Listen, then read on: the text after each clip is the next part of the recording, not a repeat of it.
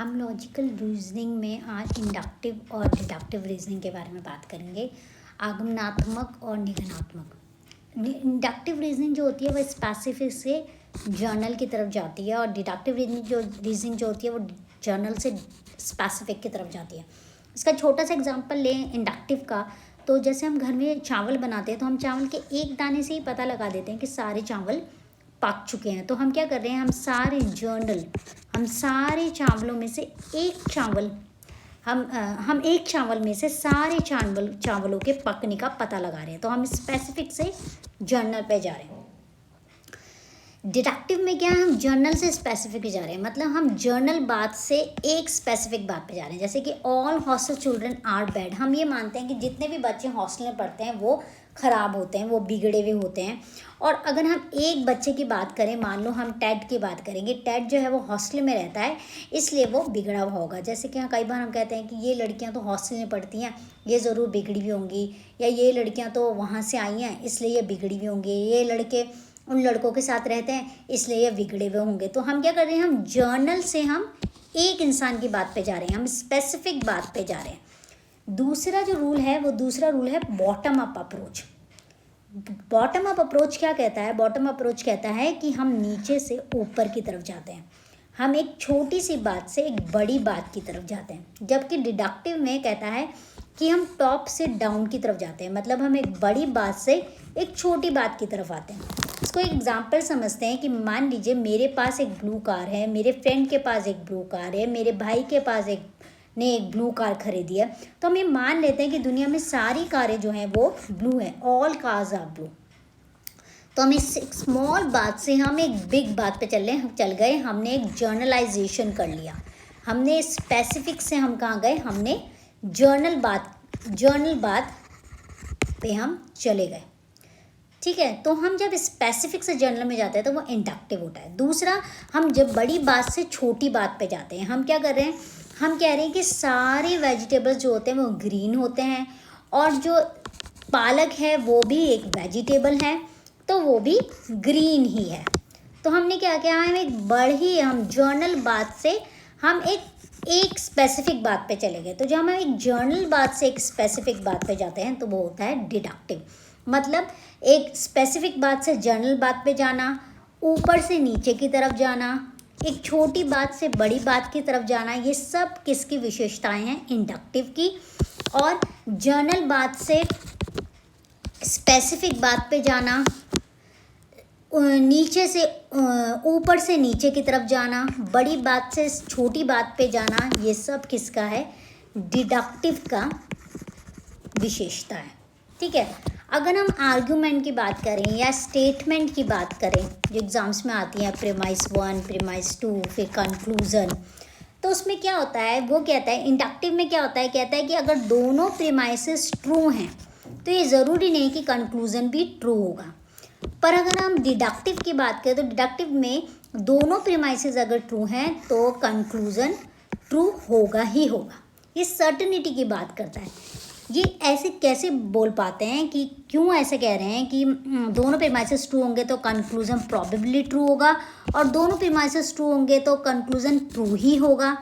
Deductive inductive ऐसे कैसे कर पाते हैं, क्योंकि इंडक्टिव में क्या होता है, इंडक्टिव में हम एविडेंस की बात करते हैं और डिडक्टिव में हम फैक्ट्स की बात करते हैं। ये फैक्ट्स को जोड़ के बात करता है डिडक्टिव, और इंडक्टिव जो है वो एविडेंस को लेके बात करता है कि एविडेंसली ये दिखाया गया है इसलिए सही होगा। जैसे कि मान लीजिए वो कह रहा है कि all organism are made of cells, जितने भी ऑर्गेनिजम्स हैं वो सेल से बनते हैं। और ये पुराने बायोलॉजिस्ट ने ये सालों से ये रिसर्च की है, तब जाके ये पता लगाया है कि ऑर्गेनिज्म जो सेल से बनते हैं, इसीलिए सारे ऑर्गेनिज्म जो है वो सेल से बनते हैं। ये क्यों बोल रहे हैं, क्योंकि बायोलॉजिस्ट ने सालों से ये बात बोली है, ये एविडेंस से चल रहे हैं। जबकि डिडक्टिव जो है वो फैक्ट से चल रहा है, एक फैक्ट इकट्ठा कर रहा है। वो कह रहा है अगर ऑर्गेनिजम्स सेल से बने हैं, ह्यूमंस भी सेल्स ऑर्गेनिज्म हैं, तो फिर ह्यूमन भी सेल से ही बने होंगे। तो ये सारे फैक्ट्स लेके आया इन्होंने। ये कह सकता है कि ह्यूमंस जो हैं वो सेल से बने हैं, ये पता लगाया है किसने, बायोलॉजिस्ट ने। बहुत सालों ये खोजें की हैं कि ऑर्गेनिज्म जो सेल से बने, इसलिए हम ह्यूमंस को सेल से मान सकते हैं। पर ये फैक्ट से गए कि organism are made of cells, humans भी ऑर्गेनिज्म है, इसलिए ह्यूमंस भी सेल से बने हैं। ठीक है, तो ये क्या करते हैं, ये स्पेसिफिक से जर्नल बात पे जाते हैं और ये जर्नल बात से स्पेसिफिक बात पे जाते हैं। ये ह्यूमन से ऑर्गेनिज्म तक चले गए, ये ऑर्गेनिज्म से ह्यूमन तक चले गए। दूसरी बहुत ज़रूरी बात जो इंडक्टिव और डिडक्टिव रीजनिंग में होती है वो होती है प्रोबेबिलिटी होती है इंडक्टिव में, और डिडक्टिव में नेसेसरी होता है या सर्टेनिटी होती है। कैसे, जैसे कि इंडक्टिव में एक एग्जांपल है 90% of humans are right handed. वो कहते हैं 90% आदमी जो इंसान होते हैं वो सीधे हाथ से लिखते हैं या सीधे हाथ से खाते हैं। रवि भी एक इंसान है तो वो सीधे हाथ से ही खाता होगा।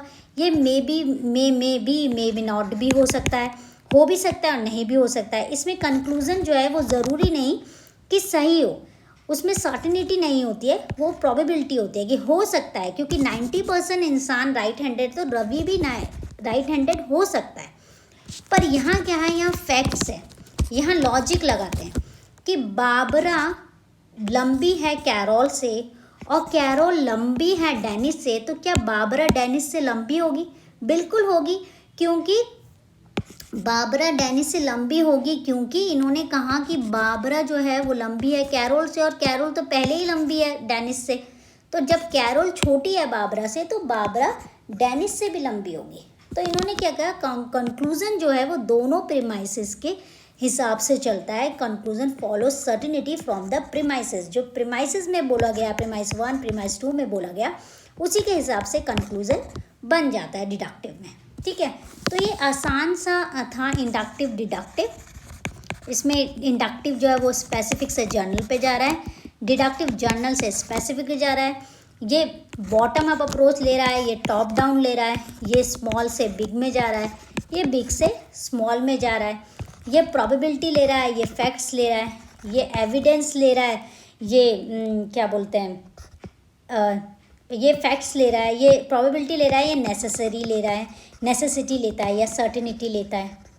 ठीक है, तो ये छोटा सा टॉपिक था डिडक्टिव इंडक्टिव। आई होप कि अब आपको समझ में आ गया होगा और आगे चल के आपको इंडक्टिव और डिडक्टिव को समझने में दिक्कत नहीं होगी। अगर आपको ये पसंद आता है तो प्लीज़ लाइक कीजिए, चैनल को सब्सक्राइब कीजिए। ठीक है, जिससे कि आपको नए नए वीडियोज़ मिलती जाएँ पेपर 1 और पेपर 2 के लिए।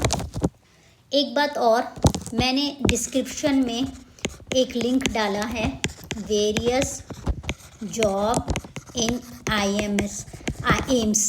ठीक है, उसको आप देख लीजिए और उस चैनल को आप सब्सक्राइब कर लीजिए। वो नोटिफिकेशन का चैनल है, अब मैं सारी नोटिफिकेशंस उसमें ही डालूँगी। उस चैनल को आप सब्सक्राइब कर लीजिएगा इस लिंक पे जाके, और इस जॉब को भी आप देख लीजिएगा। ठीक है, thank you, best of luck for your exam.